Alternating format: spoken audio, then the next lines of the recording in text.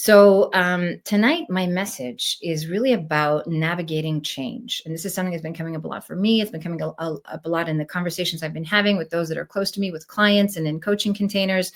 And we talk about being at a crossroads, right? And so it's really important, especially if you're in a change situation, if you're at a crossroads in your life right now, it can feel very unsettling. We can feel very dysregulated and unsure. It can trigger a lot of fear and doubt and insecurity. Okay, so first things first, we cannot hear spiritual guidance. We cannot hear solutions when we are dysregulated. Okay, so the first thing we need to do when we're navigating change is to find a way to get grounded, to find a way of even a very basic, simple way, just engaging in some basic mindfulness techniques to allow yourself to get grounded, to find stillness, and to find reassurance in the moment through deep diaphragmatic breathing, perhaps a 5-minute meditation, a grounding exercise. You put your hand on your heart, your feet in the grass, what works best for you to ground and find stillness in the moment.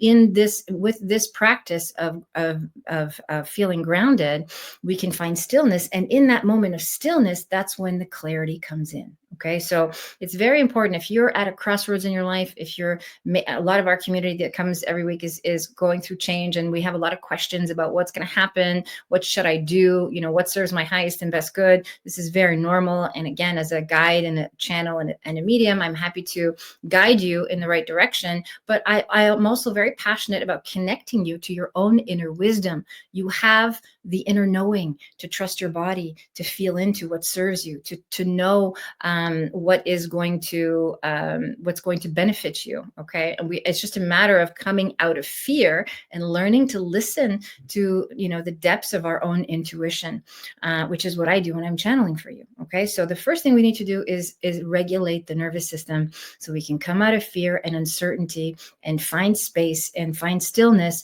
during this pause in your life. Between when you're at a crossroads, usually this is when things become the most clear, right? Because there's this long pause. We're kind of waiting. Feels like we're waiting for something to happen. We don't want to go back to what we just came out of, or perhaps we don't want to continue living the way we're living, or doing the work that we're doing, or in the relationship that we're in, whatever it is you're coming out of. And so you don't want to go backwards, and you want to go forwards, but you don't know what the right direction is, right? You don't know what that forwards is yet. You haven't received clear guidance on what your next move is. And so here we have this sacred pause, or we have the void. And to be able to hold tension in this void takes awareness. It takes skill. It also takes trust, which most of us, based on, our childhoods and our, the way we were raised, our experience in society, we don't really have a lot of trust in the unknown, right? We need the answers. We need to know what to do, where to go next, what's in store for us, what's my next move. We just want to be able to anchor into something that's going to offer us that reassurance. So if this is you and you're at a crossroads in your life and there's a change coming and you don't know what it is yet, you don't know where you belong, you don't want to stay where you are, and you don't know where you're going yet, please see this period of your life as an opportunity to really get centered and quiet, and to learn how to ground yourself and to develop trust in the natural, organic unfolding of your life. This is a perfect time to get very clear with your intention, what you want to create, how you want to feel, how you want to experience your life. I say this oftentimes when we're talking about manifesting, the emotions do the manifesting. They set the stage, they pave the way to the life that we truly desire, right? And so we're always attracting what we are, what we feel. So use this time to cultivate those positive feelings. Get your mind off the thing that dysregulates you, and not worry about how to fix your solution or what to do next, but really just be in the present moment. Start practicing gratitude, practicing appreciation for the things that you already have, taking time to enjoy what's available to you, the things that do bring you joy in your current everyday life, so that you can relax, again, your nervous system and start to receive the clarity and the guidance. If you engage in this practice on a regular basis and you come to your practice every day with the intention to receive guidance, to trust that the information is coming, to trust that the clarity is coming, and that you're willing to develop yourself for whatever is next, right? Whatever is coming next, this is what you're being asked to do, right? Sometimes when we sort of fold our arms and we worry about the outcome, we're blocking this beautiful opportunity to grow spiritually and to develop a practice that's really going to anchor us in faith and trust and knowing. Okay, so if you're at a crossroads, take this time in your life to treat it like a sacred pause, to do the thing, to work on yourself, to get clear on what it is that you deeply desire, to set some real intentions that you're going to practice every day, to make time for your practice, to connect to, things that are outside of your 3D. Human beings are busy going and doing all the time, that there's no stillness. And when there's no stillness, there's no intuition, there's no higher self, there's no connection to source.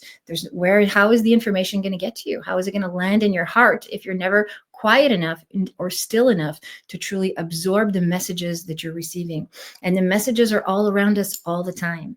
As a medium, I don't believe that there's another side. I was just talking to a dear friend of mine about this week. There really is no veil. There's no other side. It's all around us all the time. We live and breathe in universal intelligence. Just as human beings, we're conditioned to operate in this 3D realm. So we feel separate from each other, but we're not. We are connected in consciousness, and we're connected energetically.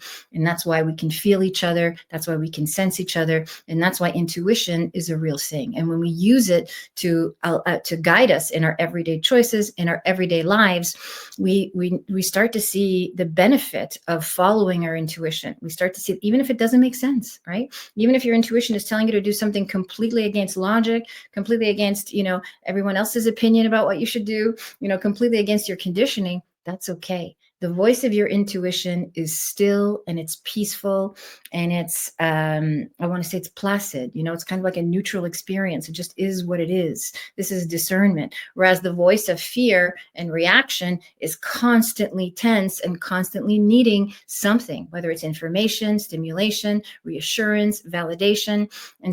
And this is normal that this gets triggered when you're in a period of uncertainty. Okay, so just my advice is to zoom out. We'll take this opportunity, especially tonight, as we dive into our questions, to kind of just zoom out and really reflect on where we are in our lives, how we want to feel, what we want to create, and allow ourselves to receive the guidance that's going to be channeled through me tonight. That's going to land right into your heart.